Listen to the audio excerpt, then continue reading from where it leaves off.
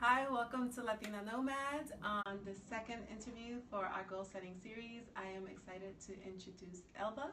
But before I go into her introduction, just recapping yesterday, we got to meet with fashion designer Edwin Nunez, and it was really exciting because he spoke to us about his experience, the struggle that he's had because of not having any business knowledge, but as well as a lot of insightful information regarding trademarking and other stuff that we didn't expect to get from him. So check that out. It'll be available on our Latina Nomad YouTube channel. But for right now, let's get you into meeting Elba. She's absolutely amazing. And one of the reasons I asked to interview you, she's kind of like taken aback by it, is because she has a great career and she's been a phenomenal mother. And at the same time, she does really fun stuff. She's found a way to still get your fun in, do your life while doing everything else and all that exciting stuff. So let's just get into it. Elba, welcome. Thank you. Thank you for having me. Thank you so much. I was a little taken aback because I was like, are you sure you want to talk to me? Yeah, definitely. So first, let's talk about your career. What is it that you do? Because you work in advertising. Yes, I work in the outdoor advertising industry, and basically what that is all the advertising that you see on the street. So billboards, on the buses, on you see it on the subways, you see it on phones. So my company does the advertising for the phones, so all the ad panels that you see on the phones with movies and fashion brands and all that, I control that inventory in New York City. So it's been many, many years of me doing this. I kind of got into it accidentally. It was my very, very, very first job as an administrative assistant for the operations department. Right like a year after high school, I kind of landed that. I took a year off to kind of work a little bit and save money so that I could pay for my schooling. And I ended up finding this job, and it was kind of my introduction to the industry. And that's how I was able to pay my way to school. I went to school at night, and after that I kind of started moving around in different departments until I started doing different media forms. I started with like the buses, the MTA. I did commuter railroad, Metro North, Long Island Railroad. I went to different companies still within the industry doing like supermarket advertising, and currently I'm doing the phone advertising, what you see on the streets. So that's awesome. So talk to me about, so when you were young, you just went into it. Was there like some sort of plan that you did with that, or was it just whatever hires me right now, I'll take? So it was kind of like I need a job so I can start saving and making money and go to school. That was my first priority. I needed to save money for college, and this was the means to get there. So as you know, corporate America, the hours are usually like 9 to 5, so I had to figure out how to fit school into that, so the best way was go to school at night. And then once that happened, I studied business administration. That was what I went for, with a minor in psychology. And as I started working in the field, I started seeing like different things that interested me. So I was fortunate enough to meet wonderful people along the way that kind of were my mentors within the company, and that's how kind of like I became more deeply involved with something that I had no idea.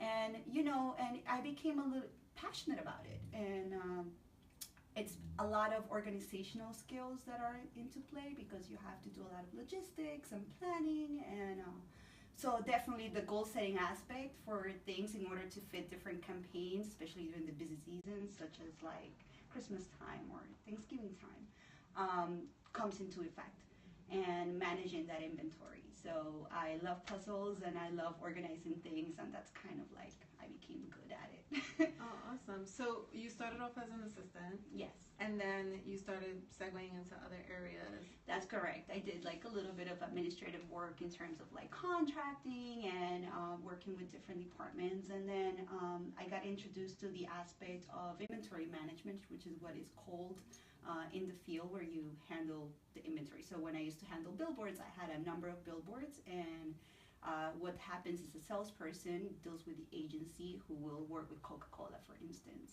and they have a different specific campaign in mind in terms of targeting demographics, certain demographics or areas, or they have a different purpose and goal.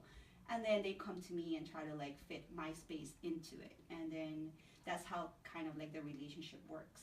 So Awesome. I work mostly, some of my clients are my account executives who manage each account, and that's why I try to help the most. So try to deliver as many campaigns so that we can earn the most money and, you know, make the most profit. So being young, you didn't know what to do, and you just ended up in something that turned out to be really cool. So where are you now? Is this what you want to do, or is like? So here's the thing. At the end of the day, I have a very big passion, which is traveling. I love to travel, and I love to go to different countries and talk to different people, immerse myself in different cultures.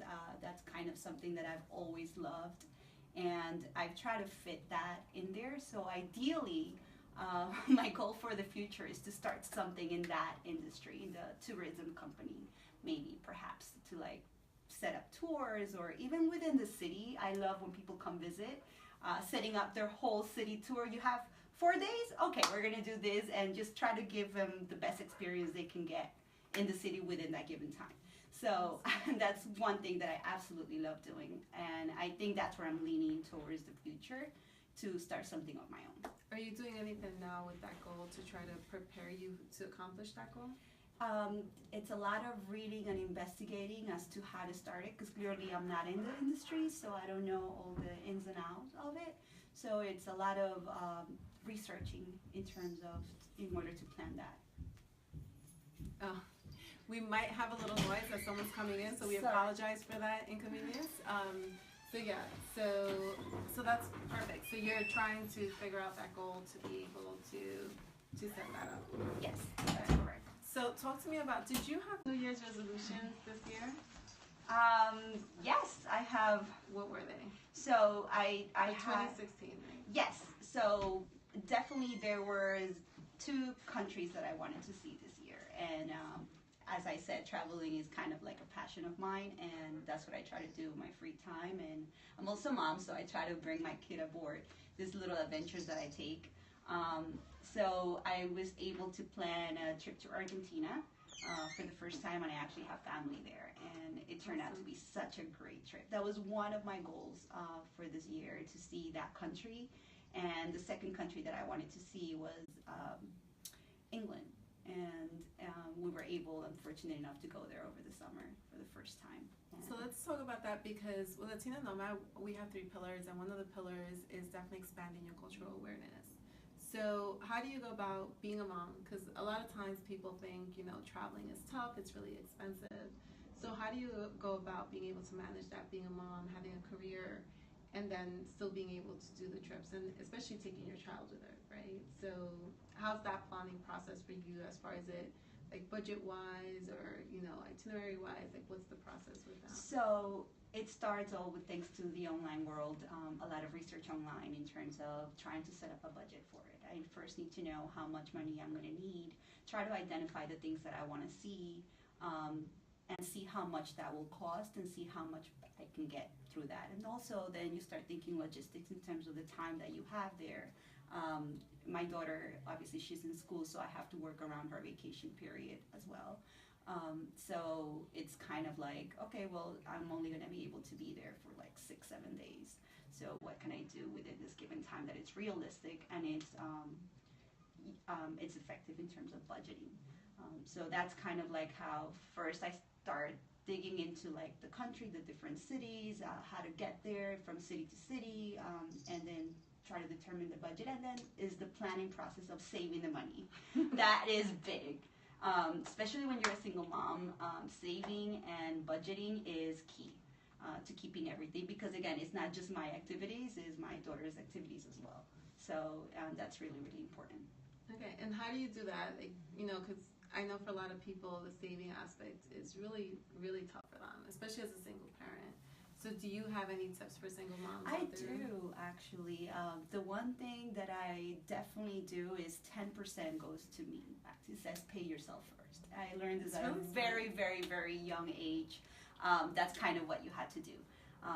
You never know if you're going to be ill or whatever, out of a job or something. So saving was always very important, and it was drilled into my mind for a very young age.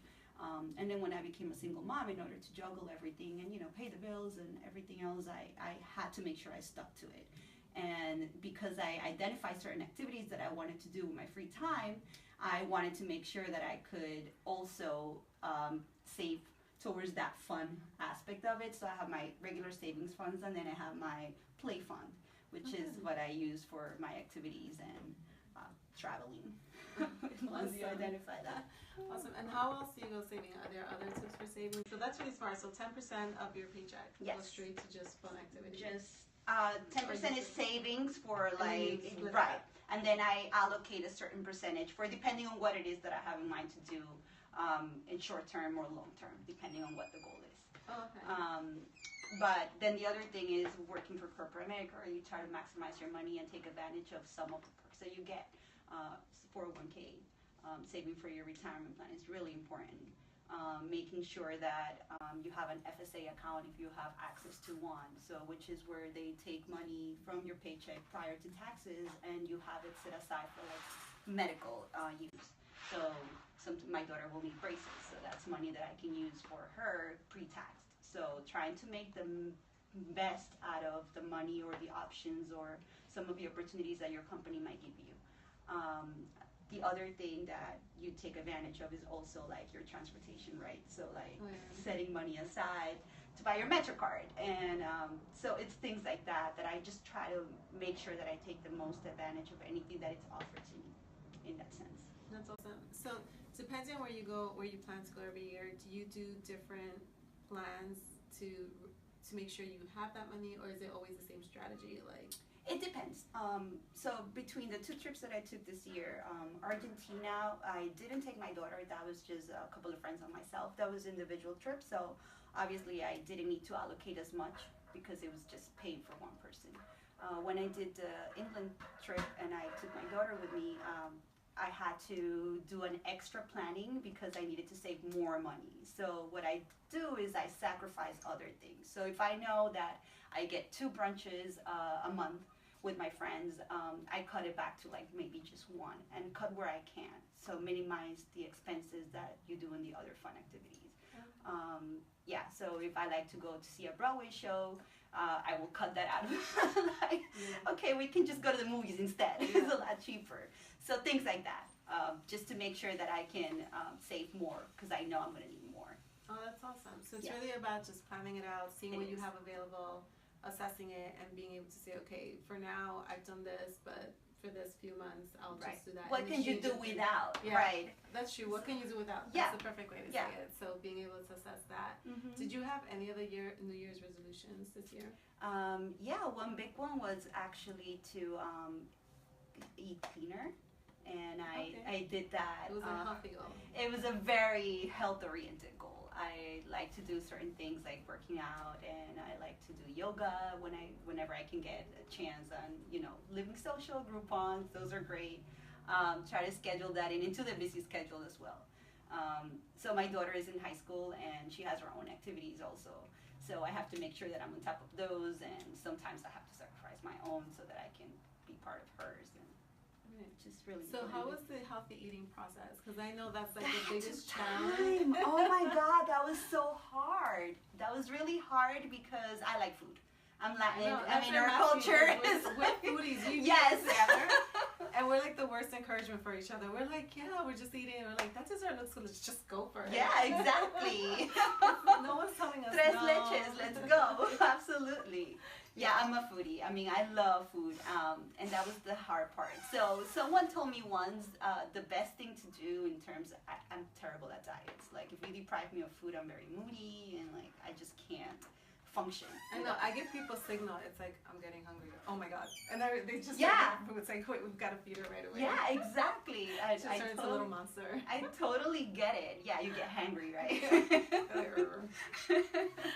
But the other thing is try to cut the portions a little bit, because portion control, we're used to, like, in our house growing up, I mean, lunch was your soup and then your rice with your meat, and then on top of that you will have rice and you would have like a potato salad on top of that. So that's like double the carbs, or like spaghetti with rice, like double the carbs. And it's like this huge plates, and you were just so used to eating them since you were little that you never thought that it was too much food. See, that's interesting because my mom, I guess she got so immersed in adapting to the American culture that we didn't really have like that South American, upbringing when it came to the food. So I remember going to Ecuador for the first time, and my aunt's like, "Want breakfast?" And I was like, "Yeah," and I'm like all excited, thinking I'm just gonna get scrambled eggs and bacon or something.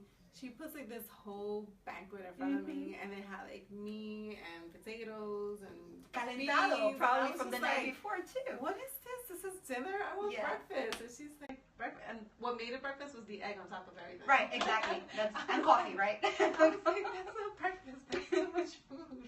Yeah, it's a lot of food. So I think portion control was a big thing the beginning of this year. And then trying to eat more vegetables, of course. We all know that. More greens, more fruit. So instead of like having a bag of potato chips, have an apple, kind of like that. So it's a struggle because it's a mindset, especially once you're used to eating a certain way. It's very hard to walk away from, especially with carbs, right? Because our diets are usually like high carb diets. So just trying to incorporate more of the veggies, that was a little tough. And make sure that instead of having like 2 pieces of chicken, I would have like 1 piece of chicken. So did you succeed with the goal? For the half of the year, I did very well. And then summer, so you went on vacation, and summer came, and and when you're on vacation, you just eat, because you just want to try everything. I mean, nobody diets on vacation. There's no point. So coming back from that, and then in the summer, everybody wants to be out after work, and the holidays. Oh, it's just tough. Oh yeah, November, December, out of the question. Like, you don't even think about dieting during those months. But it was a good experience. For the first half of the year, I succeeded. I plan to put it back as a goal next year as well. Do you feel there was any change or the impact that had on you? I had more energy, believe it or not. When I ate cleaner, I wasn't as sleepy, probably because the carb consumption was not as high. So usually, like, after lunch, you will be at your desk, and you'll be like, at 2 o'clock, 3 o'clock, you're like, whoa, I'm getting a little sleepy and a little tired. You need your coffee pick me up, right? But then I started feeling more energized. And especially working out in the morning before work, you go into work just like, oh, I'm ready to take on the world, like, bring it on, like, let's do this, and you just do it. So I liked it. Awesome. So it was a good experience for you. It was. Keep trying it. It was. Because I know that's the biggest challenge for a lot of people is trying to stay fit, trying to get into that because it's a lifestyle.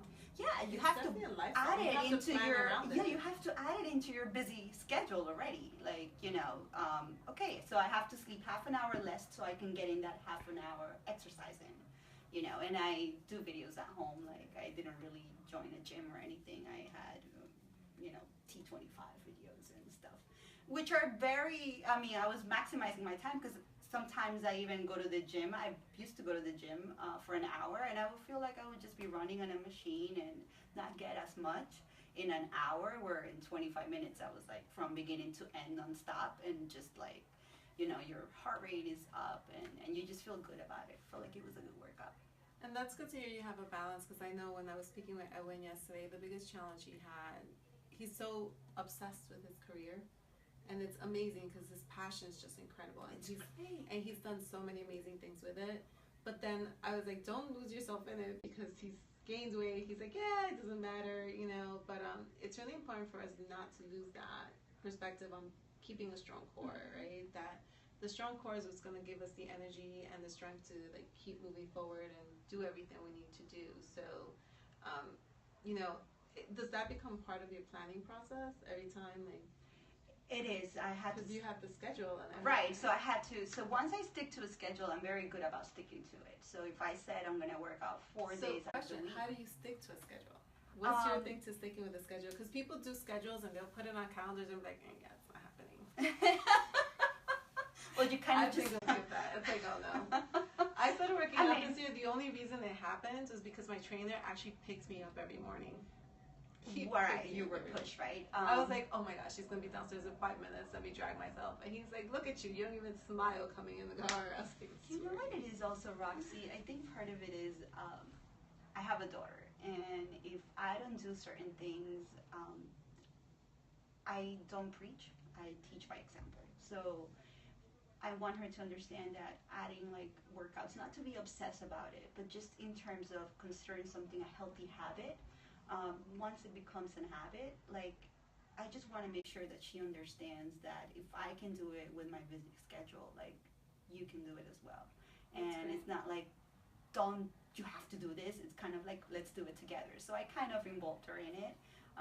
I wasn't as strict with her. I was like, okay, well, if I'm gonna do 4 to 5 days, you can do like 3 or 2 days. She would join me sometimes in doing them, and we had fun together. It was like a fun activity to do. So that kind of like helped me stick to it because I have somebody watching. So you have a motivation Yes. that makes you have to see things through. Absolutely. That's really important. Yeah. So I guess it's about, how do the rest of us find a motivation that if we don't have kids, right? What motivates us? For me, it's my niece. Like my niece is what motivates me, and I'm like, I have to be a great role model for her, and I want to be able to leave something behind for her, Right. So whether it's the organization or skill sets or just showing her that anything and everything is possible, but always finding something that holds you accountable, Yeah, I mean, that to me is key. As parents, we want our kids to succeed in everything they do, and you have to lead by example. You want them to be better than you were. You want them to have all the opportunities, but you also want to see that it takes work. It takes hard work. It doesn't come easy. So if you don't work for it, you're never gonna get it. So that's kind of like why it's important to me to like just do it, just get it done. And the fact of not losing myself in the process, I'm not just a mom, I'm still me, and I like to dance, I do like social dancing on the side. Yeah, let's talk about that. So I know, we've spoken about it briefly in the past, and, there's so many great photos of you dancing. So how did that come about? Is that something you had a plan? And because that's also, it costs money also, right, to take classes. And yeah, it was. And you traveled other countries through it also. Yeah. So I was divorced. I was recently divorced, and then my best friend and her fiance at the time decided to take salsa classes, and my best friend was like, well, he's not going to go if you don't go, so come with us. So I kind of went, and well, he didn't end up being like stuck to it. Like he left. He wasn't really into it. So at the end, she left, and then I was like, wait, but you left me into this. You got me into this, you bail out. Totally. And then you just meet good people, and it just happened. It was kind of like, hey, we're doing a performance class. You want to participate? And I'm very shy, and like I totally like stage is not my thing. I'm like, okay, I'd rather be behind the scenes. Like, never would have thought that I would get up on a stage. But you just kind of meet the people, and because you're doing it as a group activity, it was easier. And it was kind of like it helped me come out a little bit of my shell. And it was like a good thing. I really enjoy music. I love dancing. It's part of our culture. You grow up with it. But once you start doing it kind of structured, and doing it in common with a great group of people. Some of my best friends come from the dance scene. I kind of stayed, and then I went to different schools. I took classes, but it was like, at the time, I was trying to find something fun to do with myself again, and it just became a serious hobby. It became a serious hobby, and I joined different teams, and I was able to travel with them, and go on shows, and then even there's like the whole traveling thing with me, it tied into it. They had like these salsa congresses around the world, and I was like, well, I know the first time you said that, I was like, a salsa congress? Yeah, that's amazing. It's like, yeah, I didn't know that existed. It was a whole different world, but it was so much fun. It was such a healthy thing, because you're literally, people thought that you're like, oh, you're just gonna go party it out, and like, no, really, you can't really even drink when you're dancing, because you just can't spin, right? Yeah. Like There's a lot of water being drunk. Yes, you're sweating. No Yeah, drinking. so it's not this glamorous thing that you're like, your hair is all done and your makeup. No, you're like sweating it out, but you're having fun with different people. People just want to have fun, and you get to know them, and it was a cool thing to do. So they have these congresses, which are like weekend events in different parts of the world. So I was like, oh, Berlin, I've never been there. I always wanted to go to Berlin. They have the Salsa Congress on this weekend. We should go. You know, you got other friends and you get to see Berlin, and at night you get to go salsa dancing. And then the following weekend, I was like, oh, Morocco. There's a Salsa Congress in Morocco. You know, how much is a flight from Berlin to Morocco? So you go 2 weekends in a row, and then you sightsee all in between, and you get to do these activities and meet people around the world. And that was really special to me. And that's fantastic. I think that's really important for people to know. Like, when we want to expand our cultural awareness, there's so many different opportunities. And I know it's tough. I remember in the beginning when I wanted to start to travel, it was tough for my friends and I to find the schedule that matched. Mm-hmm. So it was really important to find things. For me, it was volunteering abroad.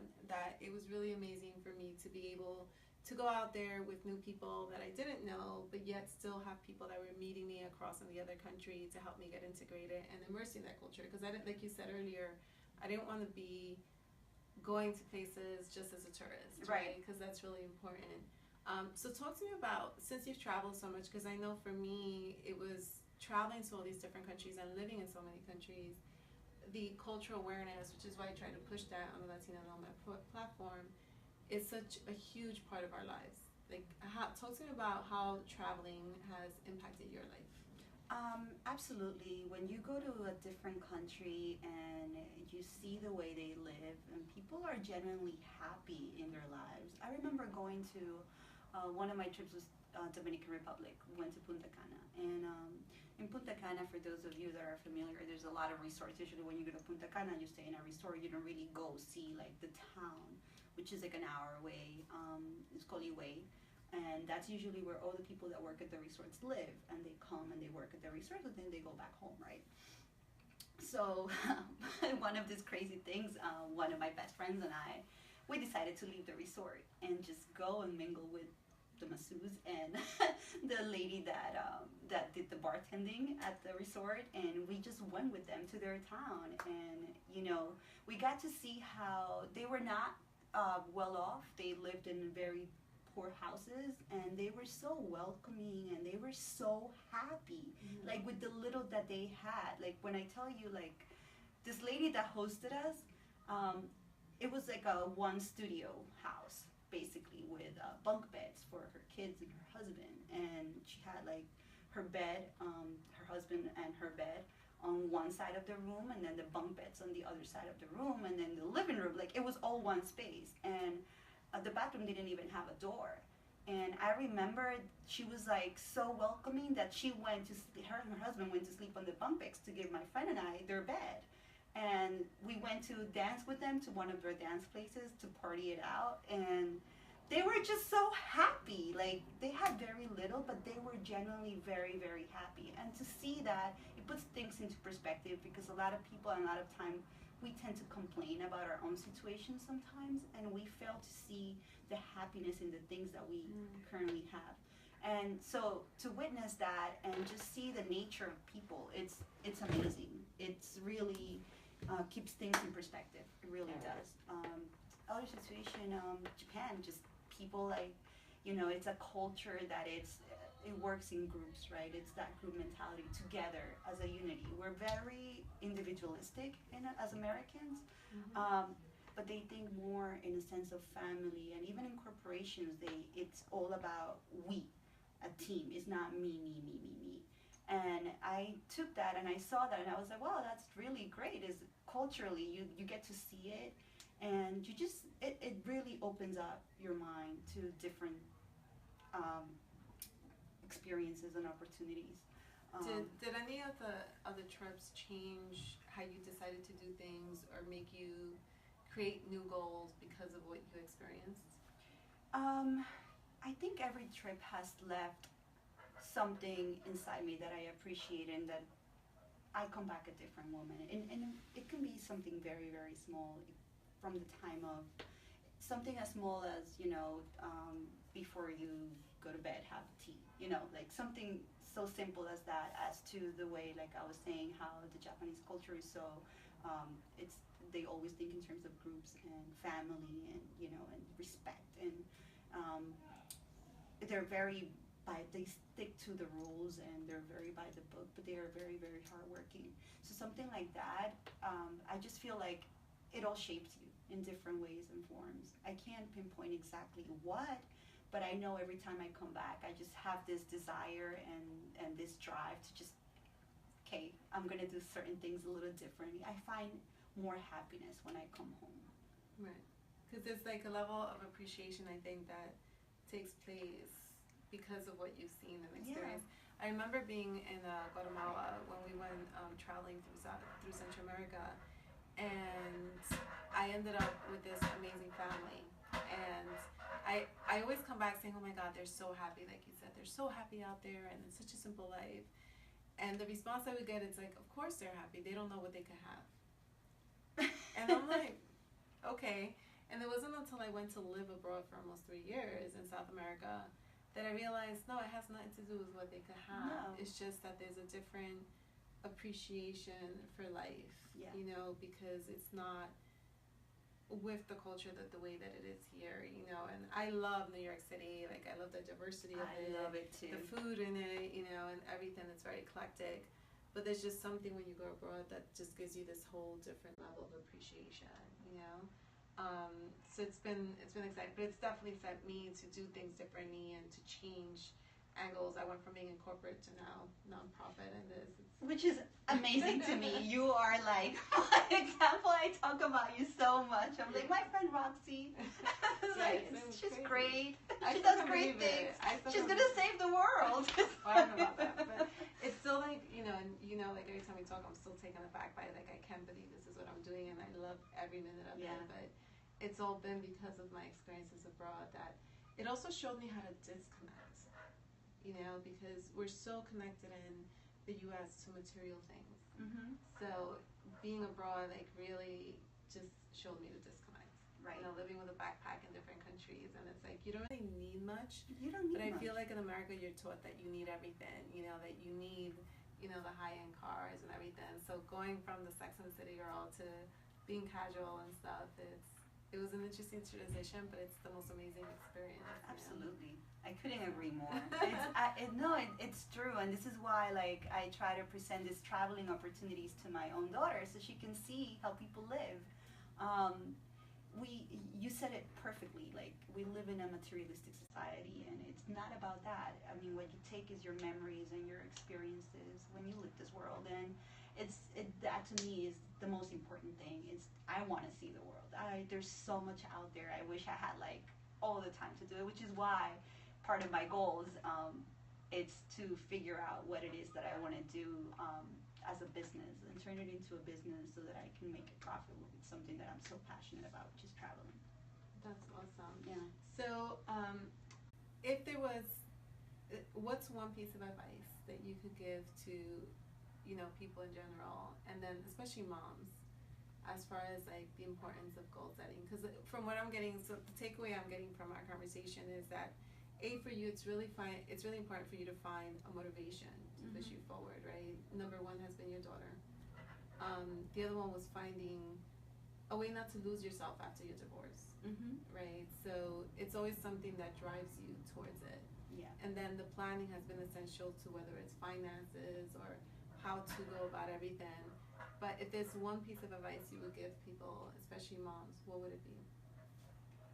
I think every mother knows is love your kid to the best of your ability, but also allow them to be them. Expose them to as much as you can. Do not keep them in a little box. Let them see the good and the bad. Obviously, depending on the age, right? Like, everything in measure. But I think it's very important to empower them to be them. If they wish to pursue a certain something, listen to what it is that they want. As a parent, I think the most important to me is for her to believe that anything is possible for her. She can do anything she wants, you know, and just to support them in what it is that they want to do. At the same time, it's also important for her to see by example that I'm not just a mom. I am this person, and I have my own passions, and I want things as well. Clearly, you know, she is the most important thing, but I want her to understand that you never stop being a person just because you are a wife or a mother or a daughter. You're still you. And finding yourself and being able to express yourself and being able to do the things that you want to do that will make you happy, that's the most important thing. So the biggest takeaway is don't lose yourself. Nope. And I think that's really important because so many people tend to do that. They get so honed into their career or whatever goals they have ahead, and they fixate themselves on that, and then they lose perspective of themselves, their loved ones. So that's why I find you so inspirational that you found a way to keep that balance, you know. So what plans do you have for 2017? What are your New Year's resolutions? 2017, I need to understand the tourism business better. That's number one. I really need to do that and get it done. Number two is definitely put myself in a financial position that I can leave corporate America at some point and become an entrepreneur. That's kind of like the dream. I want to be my own boss. I want to have my own thing. I know it takes a lot of sacrifice, and you know that better than anyone. The interesting part is I had no goals of running my own anything. I loved working corporate and getting paid a lot of money to be there, and I really, really enjoyed it. I love the organized chaos, but I'm happy where I'm really happy where I am, so I wouldn't take it back. Right. And it wasn't planned, but it's also special because you're making a change in lives. And to me, that's what I love. And to me, that's the special part. Like, I want to fulfill that part of me. Like, you are leaving a legacy behind. Mm-hmm. What am I leaving behind? I want to be able to create memories for people, to create experiences for people, so that other moms and their daughters and their kids can experience different cities and just have fun. And that's what I want to do. I want to create experiences for people. And awesome. Yeah. So I take people like you as my inspiration. I think we inspire each other. No, it's that's great. Why I'm so crazy about our friendship. Thank you so much. Thank you. So that's it for today. So just to recap, remember, don't lose yourself is really important. Do your research for whatever it is that you decide to do. Make sure you don't forget to do the research on everything, and budget yourself. And I can tell people enough. Create a lifestyle plan for you. Figure out what lifestyle you want. Then figure out how much it's going to cost you to sustain that lifestyle, and then work from there to figure out what you're willing to do, what you have within yourself to be able to pull that through, or what you're willing to develop to make it happen. So it's all about your lifestyle. Don't focus on, let me just get a paycheck or something. What's the lifestyle you want? Envision it, plan it out, and see it through. But every little detail has to be planned out. But thank you so much for having us here. Make sure you check our YouTube videos. We'll have them uploaded with Edwin's as well as Elba's. And you will see a listing of all our other upcoming interviews. Thank you so much. Thank you. Bye.